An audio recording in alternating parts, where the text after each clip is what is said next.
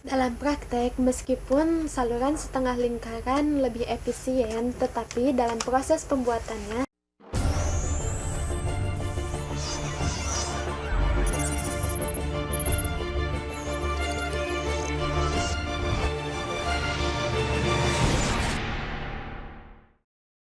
Bismillahirrahmanirrahim. Assalamualaikum warahmatullahi wabarakatuh. Nama saya Nurul Hanifah Herdianisa dengan NPM 1840301020 dari jurusan Teknik Sipil Universitas Borneo Tarakan. Dalam kesempatan ini saya akan memaparkan sebuah materi dari mata kuliah Hidrolika 2 tentang aliran mantap melalui saluran terbuka, yaitu tampang lintang ekonomis. Hal-hal yang harus teman-teman ketahui sebelum mempelajari bab ini yaitu simbol-simbol yang ada pada materinya. Yang pertama, luas tampang basah disimbolkan dengan A, lalu keliling basah disimbolkan dengan P, lebar disimbolkan dengan B, kedalaman disimbolkan dengan Y, tinggi disimbolkan dengan H, dengan catatan bahwa B dan Y yaitu variabel atau dapat berubah-ubah. Lalu jari-jari hidrolik disimbolkan dengan E, kecepatan aliran disimbolkan dengan V, kemiringan dasar aliran disimbolkan dengan I, koefisien seri disimbolkan dengan C, koefisien maning disimbolkan dengan N, debit aliran disimbolkan dengan Q, lebar muka air disimbolkan dengan T, dan fungsi dari jenis tanah disimbolkan dengan M. Saluran terdiri dari saluran tertutup dan saluran terbuka. Saluran tertutup contohnya saluran yang menggunakan pipa, dan saluran terbuka contohnya saluran air untuk drainase kota. Menurut Priatmodjo 1993, saluran terbuka yang ekonomis adalah saluran yang dapat mengalirkan debit yang besar dan keliling basah minimum. Bentuk saluran yang demikian dapat diperoleh dari penampang berbentuk setengah lingkaran.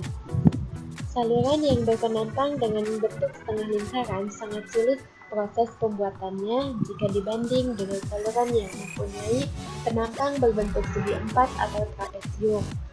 Oleh karena itu, walaupun bentuk saluran setengah lingkaran paling ekonomis, namun bentuk ini sangat jarang digunakan di lapangan. Alternatif lain yang diterapkan di lapangan adalah dengan memakai saluran berbentuk segi empat untuk dinding beton dan pasangan batu, dan saluran tanah didesain dengan bentuk trapesium. Hal ini bertujuan untuk mempertahankan mutu dan keamanan bangunan saluran.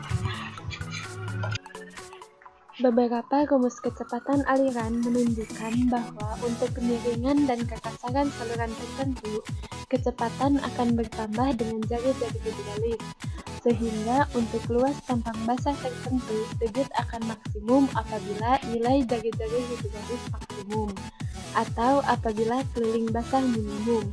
Dengan kata lain, untuk debit aliran tertentu, luas penampang lintang saluran akan minimum apabila saluran mempunyai nilai R maksimum atau P minimum.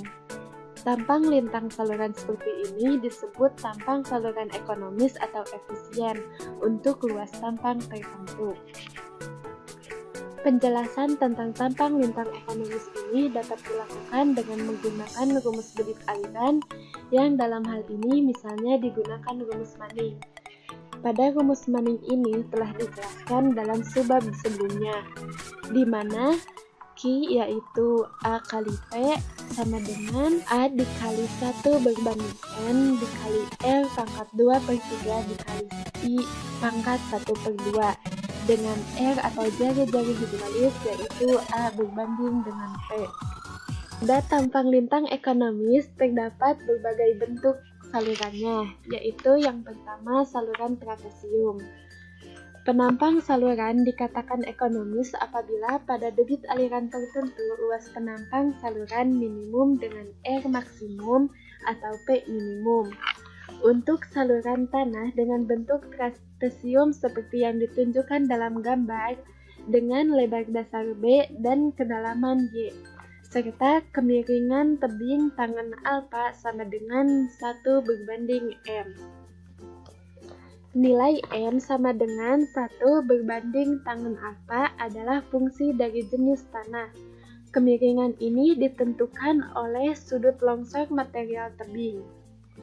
Dengan demikian, hanya ada 2 variabel, yaitu lebar dasar B dan kedalaman Y untuk mendapatkan bentuk tampang basah yang paling efisien. Luas tampang dan keliling basah dapat dirumuskan seperti yang ditunjukkan di bawah ini. Kita simbolkan sebagai persamaan 1 dan persamaan kedua. Maka jari-jari hidrolis didapat dengan rumus seperti ini. Dalam hal ini, Y dan D adalah variabel. Apabila nilai B dari persamaan 1 disubstitusikan ke dalam persamaan 2, maka akan didapatlah keliling basahnya seperti rumus di bawah ini.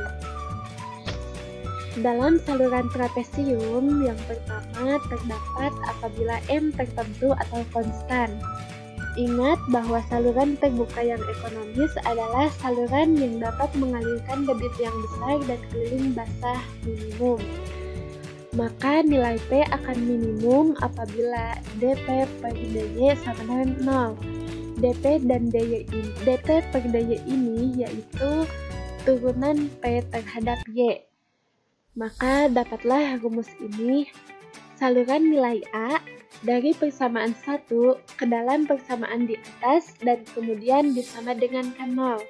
Maka dapatlah rumus seperti ini, kita simbolkan sebagai persamaan 3 dan persamaan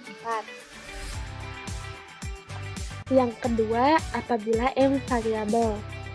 Apabila Y dianggap konstan dan kemudian P didiferensialkan terhadap M, maka terdapatlah rumus ini yang akhirnya didapat nilai M yaitu 1 berbanding akar 3 atau alfa sama dengan 60 derajat. Ini gambar alfanya. Apabila nilai B dari persamaan 3 disubstitusikan ke dalam persamaan jari-jari hidrolika, maka akan didapat rumus jari-jari hidrolika yaitu dengan rumus seperti ini, yang akhirnya didapat R yaitu Y berbanding 2. Selanjutnya, saluran berbentuk segi 4.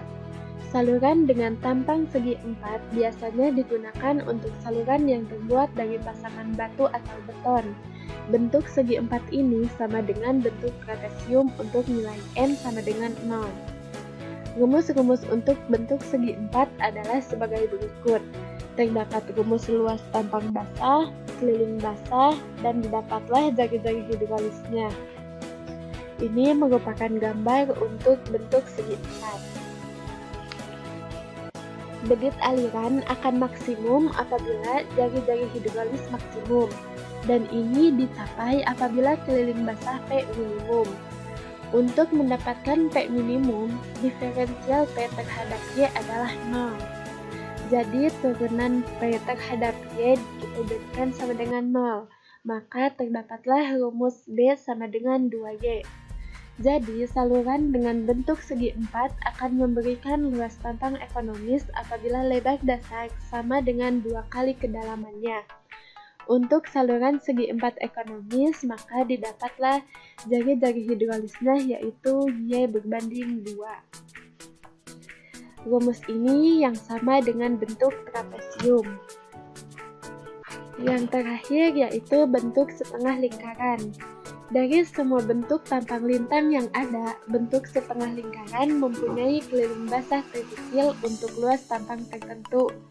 Dalam hal ini, luas penampang dan keliling basahnya didapatlah jari-jari hidrolis yaitu R berbanding 2.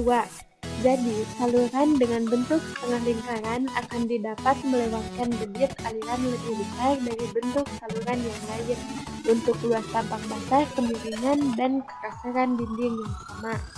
Gambar bentuk setengah lingkaran ini ditunjukkan dalam video ini. Dalam praktek, meskipun saluran setengah lingkaran lebih efisien, tetapi dalam proses pembuatannya, saluran ini sangat sulit dibandingkan dengan yang lainnya. Oleh karena itu, saluran ini sangat jarang untuk dipakai. Biasanya saluran berbentuk persegi digunakan untuk saluran pasangan batu atau beton, sedangkan untuk saluran berbentuk trapesium digunakan untuk saluran tanah. Jadi, ada faktor-faktor lain selain tampang efisien yang menentukan pemilihan tampang lintang saluran. Untuk tampang luas basah dan kemiringan tebing tertentu, akan dapat ditentukan bentuk tampang basah yang efisien sehingga biaya pekerjaan lebih minimum. Dan untuk contoh soalnya, dalam soal, hitung dimensi saluran ekonomis berbentuk trapesium dengan kemiringan tebing 1 horizontal berbanding 2 vertikal untuk melewatkan debit 50 meter kubik per detik dengan kecepatan rata 1 meter per detik. Berapakah kemiringan dasar saluran apabila koefisien Cz atau C sama dengan 50 meter pangkat setengah per detik? Di dalam soal terdapat pula gambarnya. Ditunjukkan bahwa atau diketahui bahwa M sama dengan 0,5. Untuk penyelesaiannya, yang pertama yaitu diketahui luas tampang aliran. Ini dikatakan sebagai persamaan ke-1.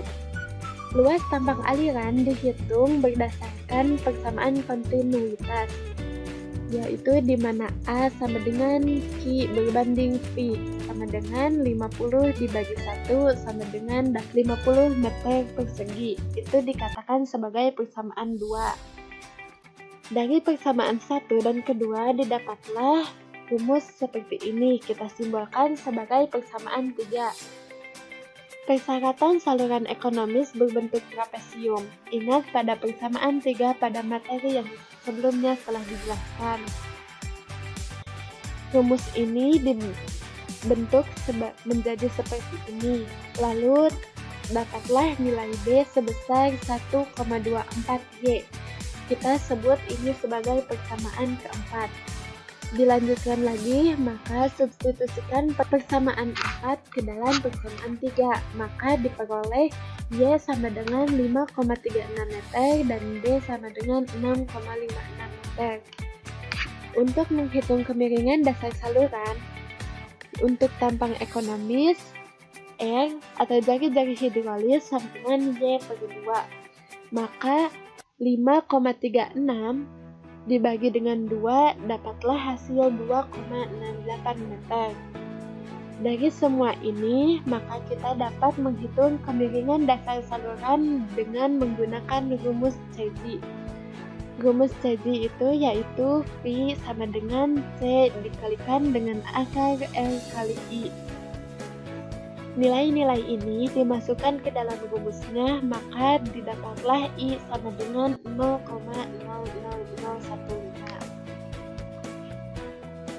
Kesimpulannya, dalam menghitung atau mencari desain saluran ekonomis, kita perlu memperhatikan penampangnya karena setiap penampang karakteristiknya berbeda-beda dan mempunyai beberapa komponen seperti luas, keliling basah, jari-jari hidrolik, lebar puncak, kedalaman hidrolik, faktor penampang, dan untuk luas tampang saluran yang sama, penampang setengah lingkaran merupakan penampang yang paling efisien.